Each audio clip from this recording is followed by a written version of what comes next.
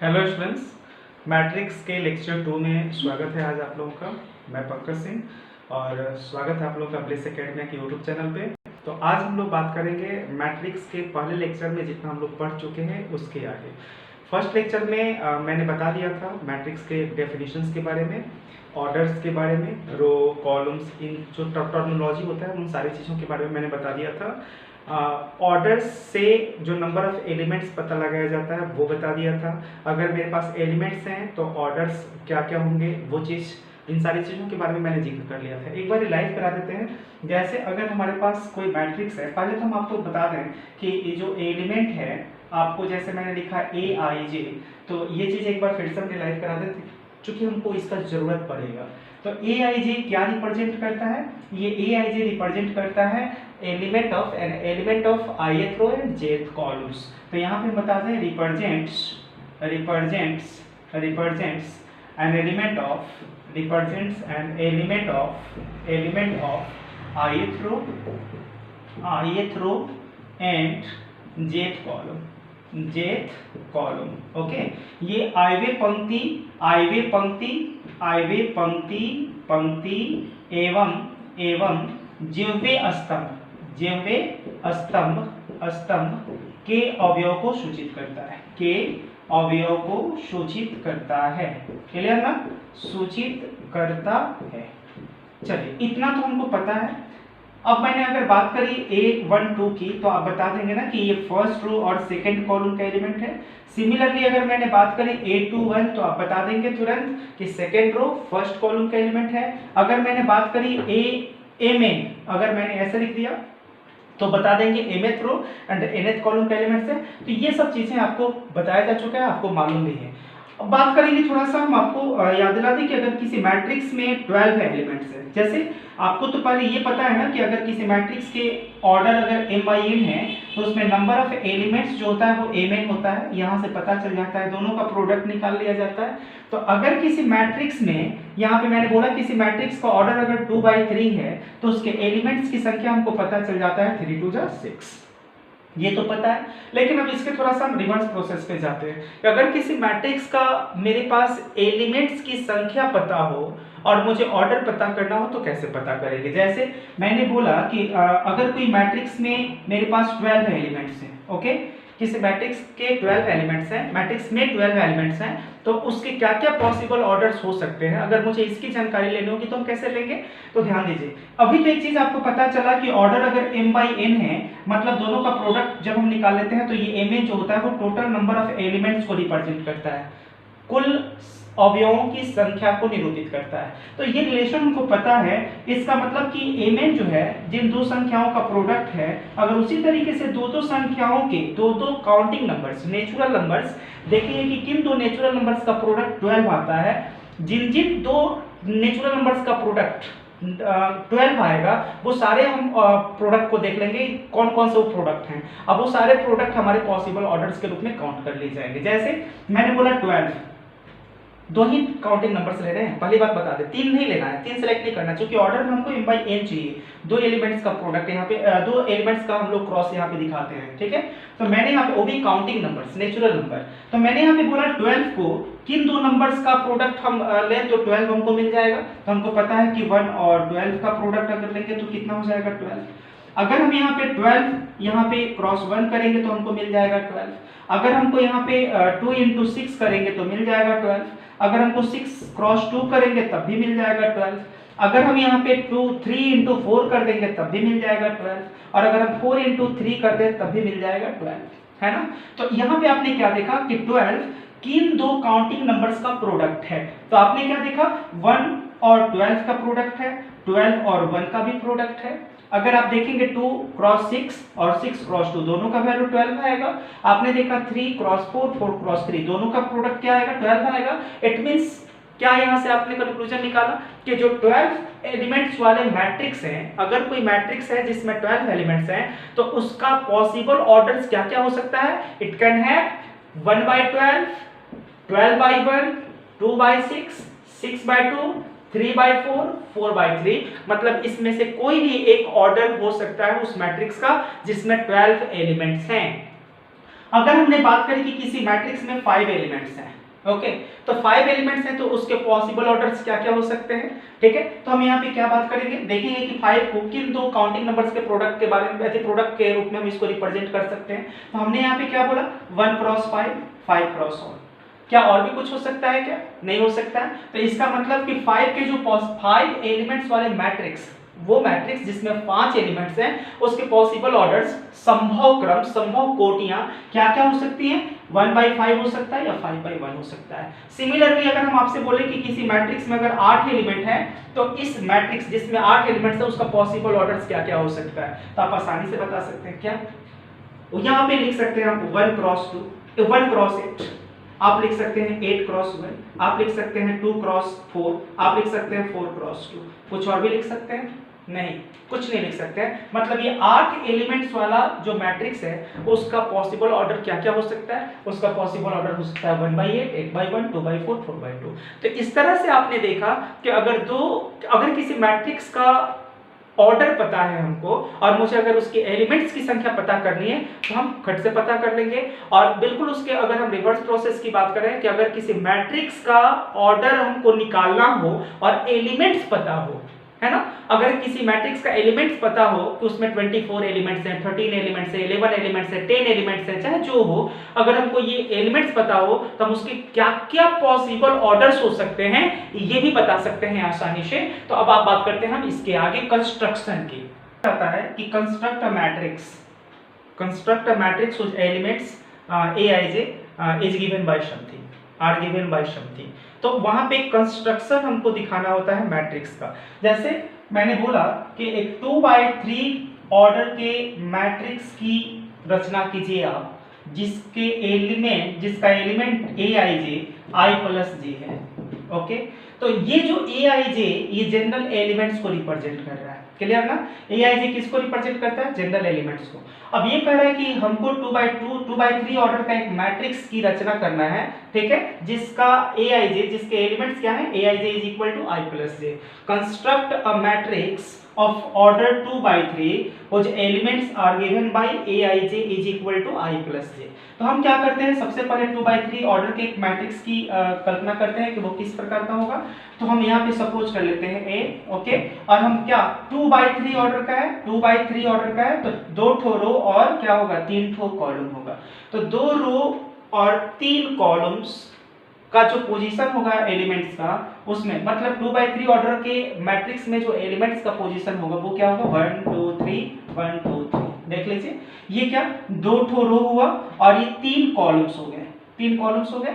अच्छा, अगर हम बात करें इस एलिमेंट्स को, अगर हम इसको इसका नोटेशन दे दें तो ये हो जाएगा a11, यहाँ पे a12 first row second column. अच्छा, यहाँ पे क्या हो जाएगा a13, यहाँ पे हो जाएगा a21, a22, a23, ओके। तो हमने यहाँ पे सपोज कर लिया कि जो हमारा रिक्वायर्ड मैट्रिक्स है वो A है, ठीक है, और जो इस प्रकार का है। अब हम यहाँ पे क्या देखेंगे कि सिंस aij हमारे पास कितना है, वो aij इज इक्वल टू है i प्लस जे, ओके, क्या है i प्लस जे है। तब हम यहाँ पे निकालेंगे, सो a11 कितना हो जाएगा, तो आपने क्या देखा ij, अगर aij की बात करें तो हमको रिजल्ट मिलेगा i प्लस जे, मतलब ith रो और jth कॉलम का जो एलिमेंट्स है वो i प्लस जे के इक्वल है। तो यहाँ पर जो a11 का एलिमेंट्स होगा, a11 के पोजीशन पर का जो एलिमेंट होगा वो किसके इक्वल होगा, 1 plus 1, i plus J 1 plus 1, i का वैल्यू कितना है 1 और j का वैल्यू है 1, तो 1 प्लस 1 कितना हो जाएगा 2। Similarly we can find a12, हम लोग a12 पता कर लेंगे, कितना हो जाएगा 1 प्लस 2, क्योंकि i प्लस जे है तो यहाँ पे हो जाएगा 3। अगर हम a13 की बात करेंगे तो लिखेंगे 1 प्लस 3 कितना 4। अगर हम बात करेंगे a21 की तो हम क्या लिखेंगे 2 प्लस 1 इज इक्वल टू कितना हो जाएगा 3।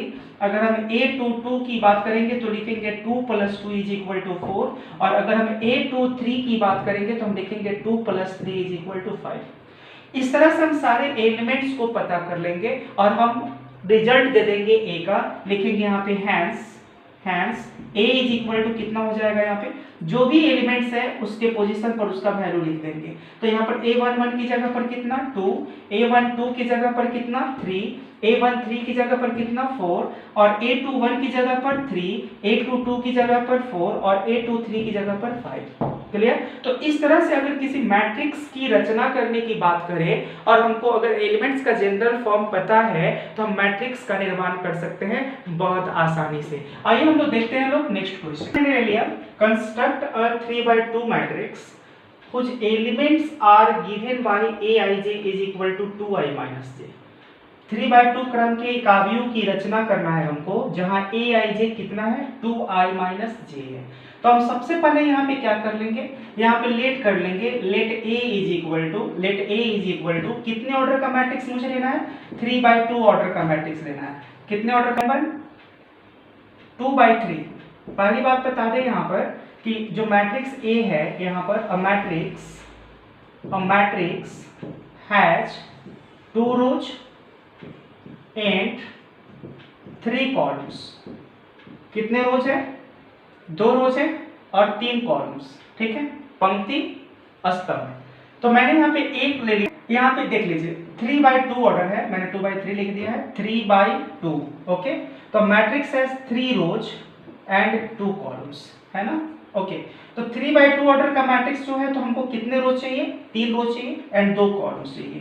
तो हम यहाँ पे क्या कर लेंगे A11 A12 हम यहाँ पे आप लोगों को दिखा भी देते हैं कि in general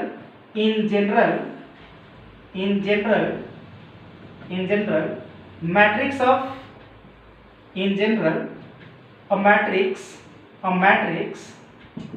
matrix of order कितने बाई कितने का 3/2 इज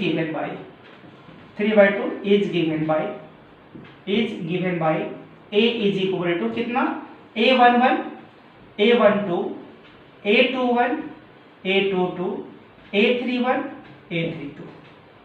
यहाँ पे मैंने क्या लिखा, एक्चुअली हमको 3/2 क्रम का एक अवयव लिखना है। तो हमने यहाँ पे बता दिया कि मैट्रिक्स जो है उसके पास कितने रोज हैं 3 और कितने कॉलम्स है 2।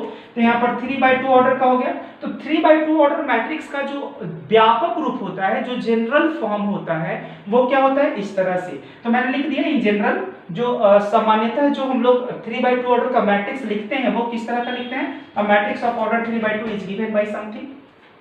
अब एक्चुअली हमारे पास aij है कितना, सिंस aij हमारे पास कितना है वो 2i minus j है। ध्यान दीजिए हमारे पास aij कितना है 2i minus j है। तो हम क्या करेंगे यहाँ पर aij is equal to 2i minus j। सो अगर हम यहाँ पे a11 की बात करेंगे तो कितना हो जाएगा 2 into i का वैल्यू कितना है 1, यहाँ पे 1 माइनस j कितना है 1, तो 2 1 जा 2, 2 इकाई 2 में से 1 जाएगा तो कितना हुआ 1। सिमिलरली अगर हम A12 की बात करेंगे तो कितना हो जाएगा यहाँ पर 2 into 1, क्योंकि 2i है, i का वैल्यू कितना है 1, तो 2 1 माइनस कितना 2, तो 2 में से 2 0 हो जाएगा। अच्छा, अगर हम A21 की बात करें तो हो जाएगा 2 into 2, देख लीजिए i का वैल्यू कितना है 2, तो 2i 2 into 2 माइनस कितना j का वैल्यू 1 है, 2 दूनी 4 में से 1 जाएगा 3। अच्छा, अगर A22 की बात करेंगे तो 2 into 2 माइनस 2, 2i i कितना है 2 और j कितना है 2, तो 2 2 जा 4 माइनस 2 कितना हो गया 2। अच्छा, अगर हम 3 1 की बात करें तो कितना हो जाएगा 2 into 3 माइनस कितना 1 और 3 2 जा 6 माइनस 1 5 हो जाएगा। और similarly we can find A32, तो यहाँ पे कितना हो जाएगा 2 into 3 माइनस कितना 2, 3 2 जा 6 माइनस 2 कितना हो जाएगा 4। तो इस तरह से आपने क्या देखा, मैंने सारे एलिमेंट्स को पता कर लिया कि A11 A12 किस बेसिस पर, जो हमारे पास ये जनरल एलिमेंट का जो दिया हुआ था, एलिमेंट्स का जो जनरल फॉर्म दिया हुआ था उसके बेसिस पर मैंने सारे एलिमेंट्स का पता कर लिया। और तब हम यहाँ पे लिख देंगे अब हैंस रिक्वायर्ड मैट्रिक्स जो हमारा अभिष्ट अवयव है वो क्या हो जाएगा, required matrix is equal to कितना है जी, यहाँ पे सारे एलिमेंट्स के पोजीशन पर उसका वैल्यू लिख देंगे 1, यहाँ पे कितना 0, यहाँ पे कितना हो जाएगा 3, यहाँ पे कितना हो जाएगा 2, यहाँ पे कितना हो जाएगा 5 और यहाँ पे 4। तो इस तरह से दो चीजों को मैंने बता दिया आप लोगों को कि अगर कोई मैट्रिक्स है हमारे पास और उसका अगर एलिमेंट्स का संख्या मुझे पता है तो उसके जितने पॉसिबल ऑर्डर्स होते हैं वो हम बता सकते हैं आसानी से। दूसरी बात, अगर कोई मैट्रिक्स की रचना करने की बात करें, हमको कंस्ट्रक्शन की बात करते हैं कि construct a matrix of order something which give the elements is given bye something, मतलब उसका ऑर्डर मुझे अगर प्रोवाइड कर दिया जाए और अगर उसका एलिमेंट्स का मुझे जनरल फॉर्म होता है वो मुझे दे दिया जाए तो हम आराम से मैट्रिक्स की रचना कर सकते हैं, यहाँ पे कोई परेशानी नहीं होगी। अब आगे बात करेंगे हम लोग इक्वालिटी ऑफ मैट्रिसेस की। किसकी बात करेंगे? इक्वालिटी ऑफ मैट्रिसेस, अवयवों की समानता। अगर कोई दो मैट्रिक्स हमारे पास है ए एंड बी, तो दोनों की इक्वालिटी को हम बीच में इक्वल साइन देकर रिप्रेजेंट करते हैं। This represents equality of A and B. ये equality of A and B को रिप्रेजेंट कर रहा है। क्लियर? तो अब बात आती है कि ए और बी दो मैट्रिक्स इक्वल होंगे कब? ओके, तो पहले जो शर्त होती है किसी दो मैट्रिक्स को इक्वल होने के लिए, जैसे मैंने एक मैट्रिक्स यहाँ पर ले लिया जो कॉम्पैक्ट फॉर्म होता है, उस फॉर्म में लिख देते हैं ए आई जे, ऑर्डर मैंने ले लिया m बाई n, और दूसरा मैंने यहाँ पे ले लिया b, एक मैट्रिक्स b आई जे और ऑर्डर मैंने ले लिया b बाई q। ओके, तो दो मैट्रिसेस के इक्वलिटी को हम रिप्रेजेंट कैसे करेंगे? ये हमारा रिप्रेजेंटेशन हुआ, निरूपण। रिप्रेजेंटेशन कैसे हुआ हमारा? a is equal to b। अच्छा, कंडीशन क्या होगा यहाँ पे? कंडीशन की अगर हम शर्त की बात करें, कंडीशंस क्या होंगे? इसके दो शर्त होती हैं भाई, दो कंडीशंस होते हैं। पहला कि जो इसके ऑर्डर्स हो ये दोनों ऑर्डर समान होने चाहिए, मतलब m बाई n जो होना चाहिए वो p बाई q के इक्वल होना चाहिए। It means what? That is m का वैल्यू p के इक्वल होना चाहिए और n का वैल्यू यहाँ पे n का वैल्यू q के इक्वल होना चाहिए। क्लियर? मतलब अगर दो मैट्रिक्स हैं और दोनों मैट्रिक्स को ऑर्डर सेम है, ऑर्डर सेम होने का मतलब पहले मैट्रिक्स में जितनी पंक्तियों की संख्या है उतनी ही पंक्तियों की संख्या दूसरे मैट्रिक्स की भी होनी चाहिए, जितने स्तंभों की संख्या पहले मैट्रिक्स की है उतनी ही स्तंभों की संख्या दूसरे मैट्रिक्स की भी होनी चाहिए। क्लियर? तो अगर दो मैट्रिक्स है दोनों का ऑर्डर सेम है तो ये पहला शर्त है इक्वालिटी का। दूसरा शर्त होता है कि जो कॉरेस्पॉन्डिंग पोजीशंस के जो एलिमेंट्स होते हैं, दो मैट्रिक्स है और अगर दोनों का ऑर्डर सेम है तो उनके जो कॉरेस्पॉन्डिंग पोजीशन, संगत जो स्थान होता है, संगत जो जगह होता है, उस पे जो स्थित एलिमेंट्स हैं, जो अवयव हैं, वो समान होने चाहिए। अब आपके मन में सवाल आएगा कि ये कॉरेस्पॉन्डिंग पोजीशंस क्या होते हैं, तो हम समझा दें। जैसे कि अगर हमारे पास एक मैट्रिक्स है यहाँ पे और दूसरा मैट्रिक्स यहाँ पे, मैंने लिखा ए बी सी डी और यहाँ पे लिखा ई एफ जी एच, तो ये भी 2x2 ऑर्डर का मैट्रिक्स है, ये भी 2x2 ऑर्डर का मैट्रिक्स है, बीच में क्या है? इक्वालिटी का साइन। ठीक है, तो कॉरेस्पॉन्डिंग पोजीशन क्या होता है? ये जो पोजीशन है इस पोजीशन का कॉरेस्पॉन्डिंग पोजीशन है, ये जो पोजीशन है इसके कॉरेस्पॉन्डिंग है, ये जो पोजीशन है इसका कॉरेस्पॉन्डिंग और ये पोजीशन इसका कॉरेस्पॉन्डिंग है। क्लियर? मतलब अगर हम a और e की बात करें तो a तथा e संगत अवयव हैं, अगर b और f की बात करें तो b तथा f संगत अवयव हैं, c और g की बात करें तो संगत अवयव हैं और d और h की बात करें तो संगत अवयव हैं। तो हम ऐसे भी कह सकते हैं कि दो मैट्रिसेस आपस में इक्वल होंगे यदि उनके ऑर्डर सेम हो और उनके संगत अवयव कॉरेस्पॉन्डिंग एलिमेंट्स भी सेम हो। कॉरेस्पॉन्डिंग एलिमेंट्स आप लोगों को मुझे लग रहा है समझ में आ गया होगा आसानी से। ठीक है, तो मैंने यहाँ पे क्या लिखा कि जो रिप्रेजेंटेशन होता है वो क्या होता है? a is equal to b, और जो कंडीशंस होते हैं इक्वालिटी के वो दो कंडीशंस होते हैं। पहला क्या कि दोनों का ऑर्डर सेम होना चाहिए, दैट इज इसके रो की संख्या इसके रो की इक्वल और इसके कॉलम्स की संख्या इसके कॉलम्स की इक्वल।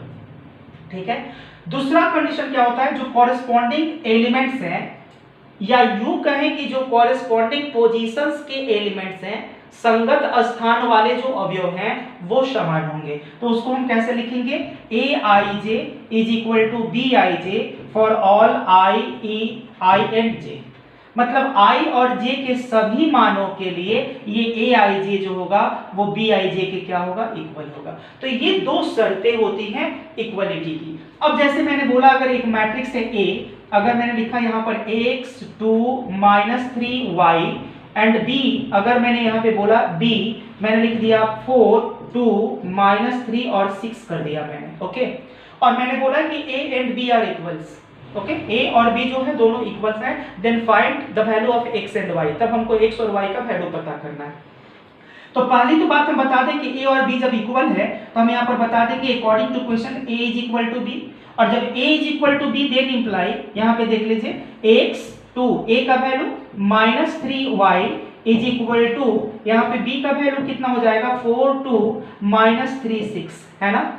अब दो मैट्रिसेस हैं, दोनों अगर इक्वल है तो हमने दोनों को यहाँ पे शो कर दिया इक्वलिटी के साइन से।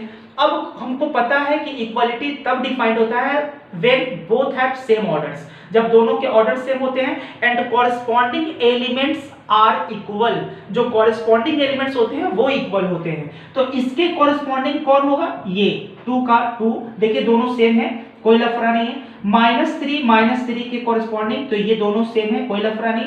x किसका कॉरेस्पॉन्डिंग एलिमेंट्स है, 4 का। तो bye equality, by the definition of equality of to matrices, equality के डेफिनेशन से हमको पता है कि x जो होगा वो 4 के इक्वल होगा, तो हम यहाँ पर क्या लिखेंगे, x इज इक्वल टू 4, और y जो होगा वो किसके इक्वल होगा, तो लिखेंगे y is equal to 6 and we get x is equal to 4 and y is equal to 6। इस तरह से हमको प्राप्त हो जाएगा x और y का वैल्यू। क्लियर। एक क्वेश्चन और देखते हैं हम आप लोगों को, values of x and y something is equal to something. देखिए दो मैट्रिक्स है, दो मैट्रिक्स के बीच में इक्वलिटी का साइन है और हमको x और y का वैल्यू पता करना है। सो हम क्या करेंगे, यहाँ पे सॉल्यूशन में we have x plus y x minus y is equal to 8 4। Okay, देख लीजिए इसका ऑर्डर कितना हुआ, 2/1, दो ठो रो है और सिंगल कॉलम है, तो इसका ऑर्डर कितना है 2/1। अच्छा, इसका भी ऑर्डर कितना है 2/1, बोथ हैव सेम ऑर्डर, दोनों के पास समान क्रम है। अब बात आती है इक्वलिटी के सेकंड कंडीशंस की, जो कि इक्वल अगर दो मैट्रिसेस है तो दोनों कंडीशन को फॉलो करेगा। तो पहला तो दिख गया कि भाई दोनों का ऑर्डर सेम है। दूसरा क्या, corresponding element should be equal, corresponding element should be same, जो कॉरेस्पॉन्डिंग एलिमेंट्स होते हैं, जो संगत अवयव होते हैं वो समान होने चाहिए। तो यहाँ पर क्या लिखेंगे, बाय द डेफिनेशन ऑफ